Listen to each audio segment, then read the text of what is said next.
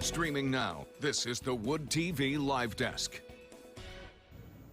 And good morning, everyone. Phil Penarski here with the Wood TV Live Desk. Hope you're having a fantastic start to your Wednesday. Our very own Teresa Weakley joins us now for some pretty exciting news that we are just so excited to get the chance to talk about. Teresa, good morning. Thank you so much for being here. Good morning. Thanks for having me on. Absolutely. And of course, we're going to be talking a little bit, we're about a week away, a little over a week away from the start of Thanksgiving. And for many families, that means the start of the Macy's Thanksgiving Day Parade. And there's a local angle this year that people are going to definitely want to check out. Of course, the Jenison High School Marching Band will be participating in New York City, so we're very excited for that. And you've gotten some pretty exclusive access, and you're actually going to be traveling with the band to New York City for the parade. How excited are you for that opportunity? I'm very excited, although I have a lot of people questioning my sanity for wanting to get on a bus with 300 kids, but these are great kids in the band, and it's going to be an awesome trip.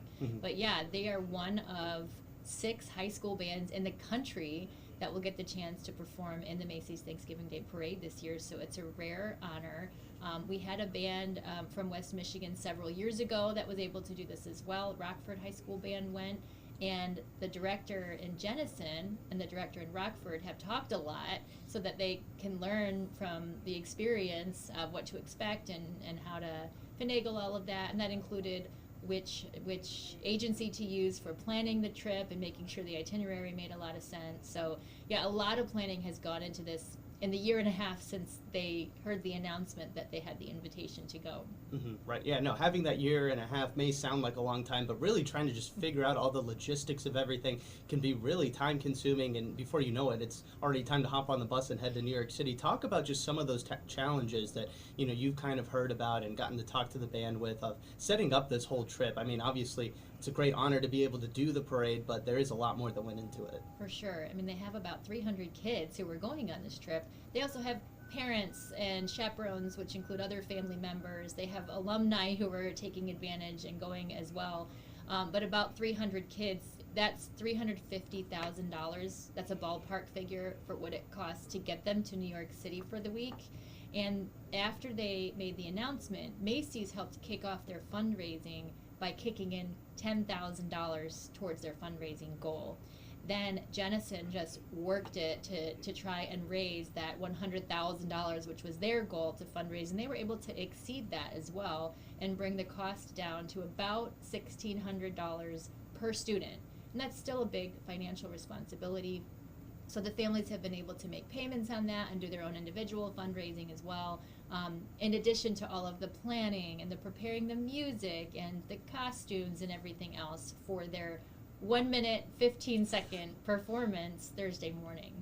Yeah, no, well, we're definitely very excited to check that out. And like I mentioned earlier, you've gotten some exclusive access to kind of get to know the band a little bit. The first story in our coverage really on the band and kind of getting to know them a little bit was about a set of triplets that are in the band and will be traveling to New York City, the Milne siblings. Kind of just touch on, for people that didn't wake up this morning and get a chance to check it out on Daybreak, it is available on our website, but kind of give us just a little bit of a rundown of what it was like kind of talking to them. Sure. Well, when I started talking to the band director, Dave Zamborski, about this trip, I said, what are some unique situations you have with members in the band? And he mentioned that, well, they also have a set of twins in the band, but then he said, we have a set of triplets. And it just blew my mind. As a parent, I have younger kids and I have 4, but they're all at different stages. They're not all going to be in high school at the same time. Right. So the thought of figuring out how to pay for and just manage the schedule of 3 kids all doing this once-in-a-lifetime trip at the same time, it just kind of blew my mind. So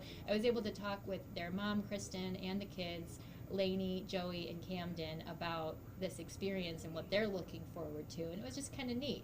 They were surprised to have your child bring something in for the letter A, and she'd have to run around and find 3 different things for the letter A, which pales in comparison to sending them all to New York City, but they're all going to every performance, which is a lot of time before getting there.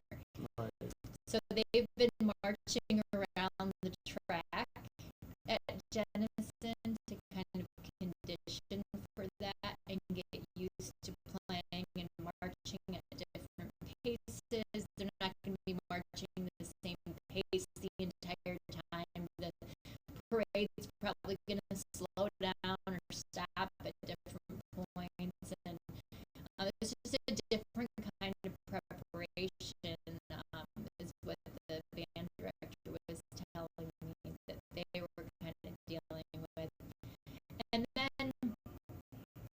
logistics of Macy's. I mean, there's just a lot of specific things they have to do to send in a very specific video. They have to have certain things in place. They have to march in a certain way to get to the star. When we're there, I'll be able to march alongside the band and record them marching down the streets. But once we get to, they'll have a red line right before the Macy's Star.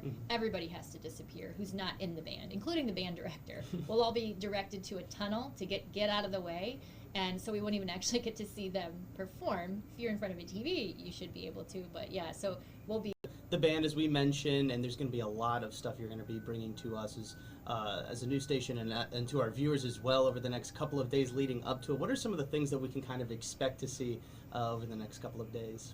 Just all of it, all the behind the scenes. I'll get on the bus on Sunday evening at 5 o'clock. So, you know, we'll check in from the bus Monday morning. I would normally be on Daybreak doing the show, but I'll be on the bus. So we'll just be checking in on the ride.